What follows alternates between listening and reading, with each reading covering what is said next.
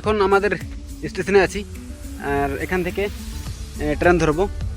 আর আমাদের যে নেতাজি সুভাষচন্দ্র বোস আমাদের ভারতটাকে স্বাধীন করার জন্য ব্রিটিশের সঙ্গে যে লড়াই করেছিলেন, প্রথম যে ট্রেনটা ধরেন যেখানে, তো সেই স্টেশন, সেই জায়গাটায় আমরা এখন যাচ্ছি।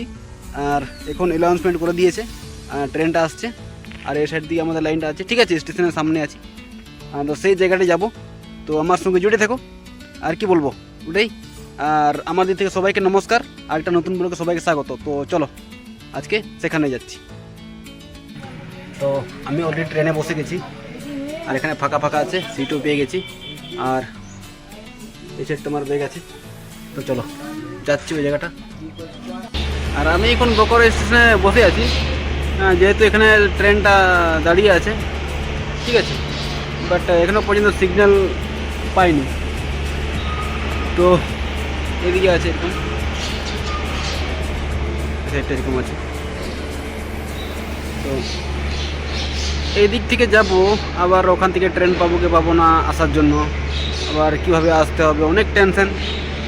তো কী করবো, যতক্ষণ না ছাড়া, যতক্ষণ না সিগন্যালটা পাচ্ছে, যতক্ষণ আমি পৌঁছে যাচ্ছি ওখানে, তাছাড়া তো কোনো উপায় নেই।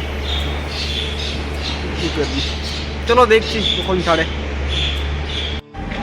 আর আমি সেই জায়গাতে দেখেছি, সেই স্টেশনে আছি যেখানে আমাদের সুভাষচন্দ্র বোস প্রথম এখান থেকে ট্রেন ধরে বিদেশে পাড়ি দিয়েছিলেন এবং ইংরেজদের বিরুদ্ধে লড়াই করেছিলেন। তো কীভাবে এখানে এসেছিলেন, আর এখানের নাম, স্টেশনের নামটা আগে কী ছিল আর এখন কী নাম হয়েছে, আর কীভাবে এসেছিলেন এখানে, আর কাকে সঙ্গে করে নিয়ে এসেছিলেন, সব কিছু ডিটেলসে আমি বলবো, ঠিক আছে। তো তখন দেখছি যদি বাজার দিকে যদি যাওয়া যায়, তাহলে বাজার দিকে ভিউ অবশ্যই দেখাবো। আর একটু এখানে স্টেশনে একটু ভিউ দেখো, ঠিক আছে। আর শেষে ওই কথাগুলো কিন্তু আলোচনা করবো, ঠিক আছে। তো তখন একটু দেখো ভিউগুলো।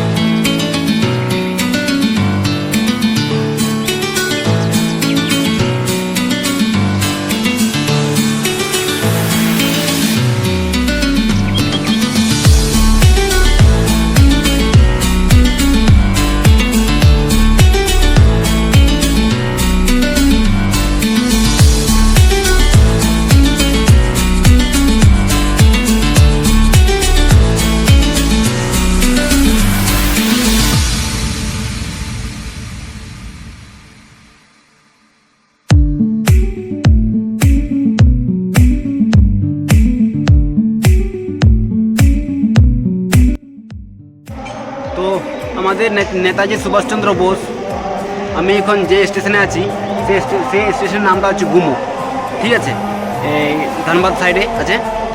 বাট আমাদের যে সুভাষচন্দ্র বোস আমাদের দেশটাকে স্বাধীন করার জন্য ইংরেজদের বিরুদ্ধে যে লড়াই করেছিলেন, তার যে ভূমিকা ছিল অনেক গুরুত্বপূর্ণ। মানে নিজে সেই সৈন্য হয়ে লড়াই করেছিলেন, ঠিক আছে। তো 1941 সালে 16 জানুয়ারি রাত্রি 1:30 বাজে, তখন সেই নিজের ভাতিজা, যার নাম হচ্ছে শিশির কুমার বোস, তাকে নিয়ে এই ধানবাদ হয়ে গুমো স্টেশন এসেছিলেন এবং এখান থেকে ট্রেন ধরেন, যে ট্রেনটার নাম হচ্ছে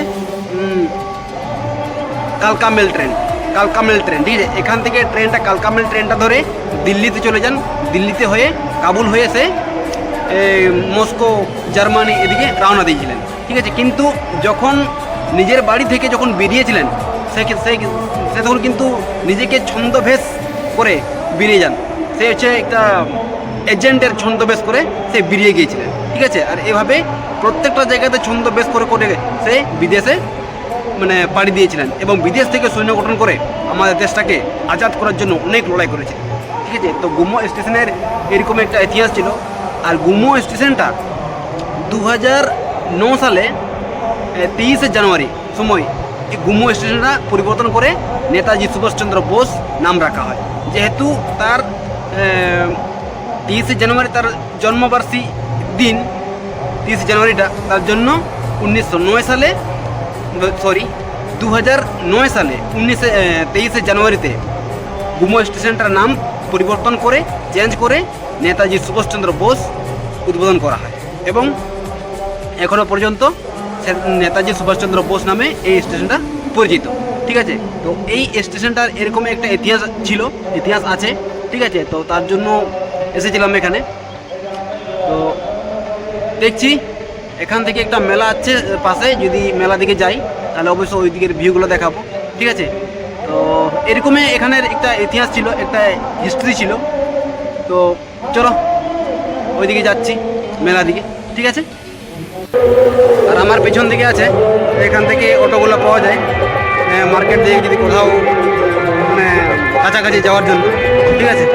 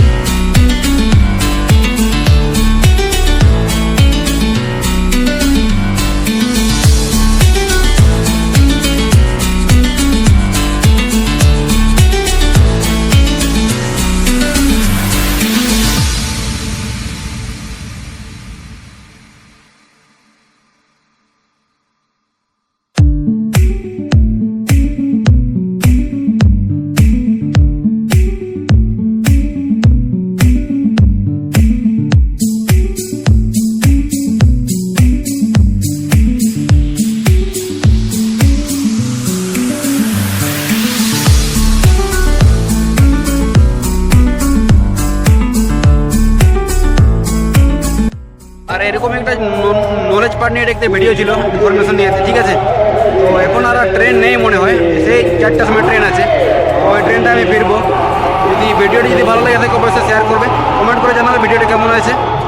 আর কি বলবো, আমার দিয়ে সবাইকে নমস্কার। চলো নেক্সট কোথাও ঘুরতে যাবো আবার এরকমই।